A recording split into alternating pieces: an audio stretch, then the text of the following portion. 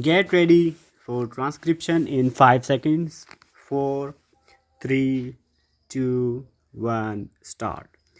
Sir, the entire concept of the goods and services tax is actually an indirect tax, and an indirect tax is a regressive tax, and a regressive tax has been explained.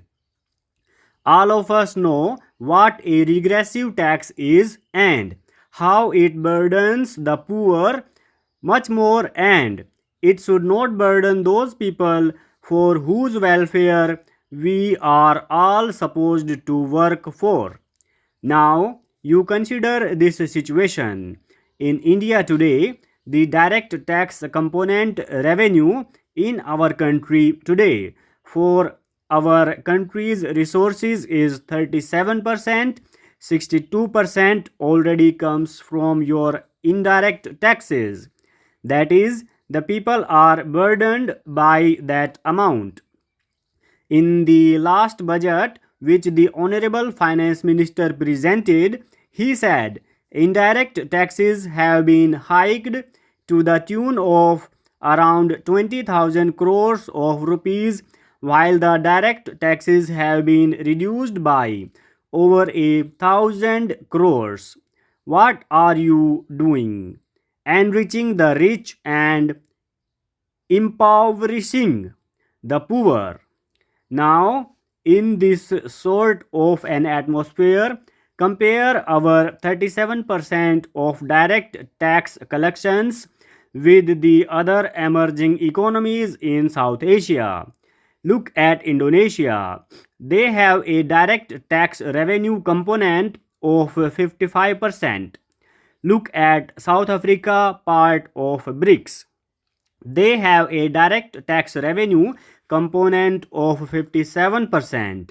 We have it at 37%, and on top of that is the GST. If you do not have a cap on its limit, a limit on the GST, it will be an increasingly regressive tax that will impose greater and greater burdens on the people. Now you have worked out. I don't want to name him, but those of us who have read the Chief Economic Advisor's report would think that they are very reasonable economic arguments.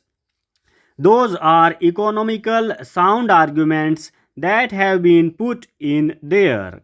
The revenue neutral rate was estimated, and that has already been explained in the House to be 15% or 15.5%, whatever that exact figure is.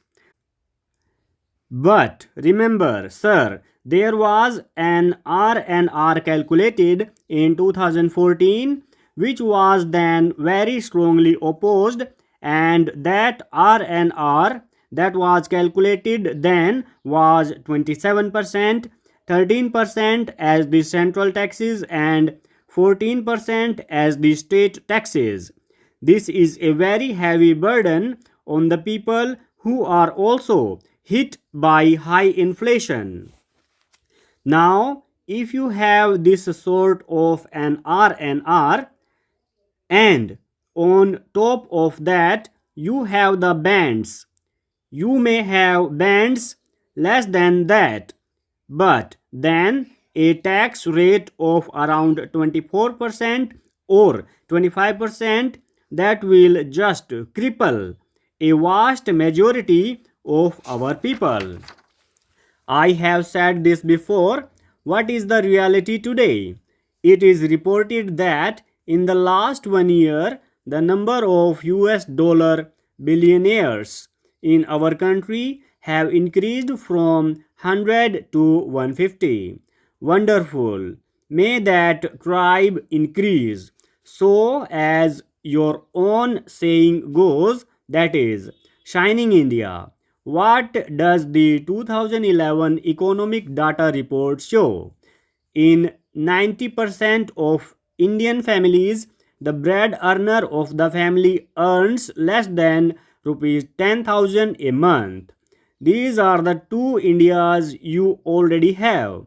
On top of that, if you get a regressive tax regime, you are only widening the gap between the two Indias, and that is not the spirit which our constitution enjoins us to come to this house to legislate. Therefore, I think it is absolutely necessary that instead of a revenue neutral rate, you start considering what I would call a fair revenue rate.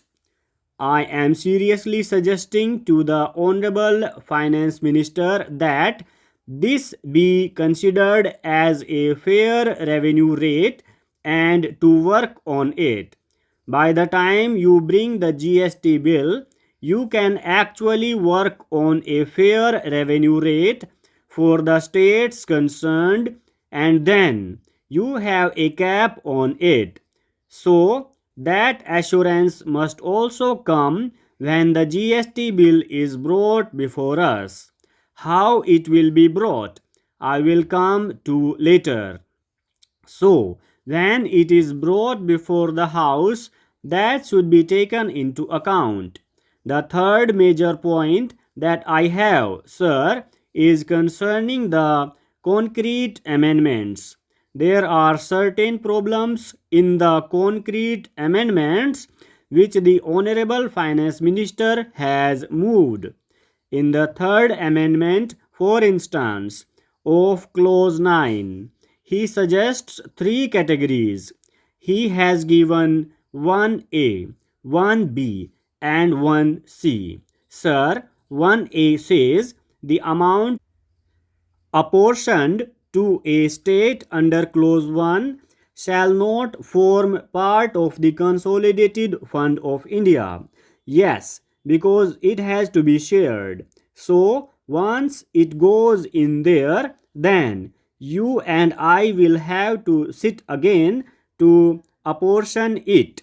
It is correct. The second amendment is also by the same logic. Okay, the third amendment, namely 1C, says where an amount collected as tax levied by a state under Article 246A has been used for payment of the tax levied under Clause 1. The Foreign Exchange Regulation Act 1947 is a temporary act due to expire on the 31st December 1957. It was being extended every 5 years in the expectation of better times, instead of being placed on a permanent footing straight away. India is still short of foreign exchange, and I see no reason why this act should not be extended without specifying a time limit. This object is sought to be achieved by deleting the duration clause from section 1 of the Principal Act. While this is the main purpose of the bill, I have taken this opportunity to improve the working of the Act by bringing about certain other amendments. One such amendment relates to the enforcement of foreign exchange offences. As in the Sea Customs Act, my idea in the present bill is to create an adjudicating machinery to deal with some of the major offenses arising out of the Foreign Exchange Regulation Act. The machinery of adjudication is detailed in clauses 16 and 17 of the bill, which provide for a director of enforcement for initial adjudication and an appellate board to hear cases of appeals against the orders of the director. Full stop.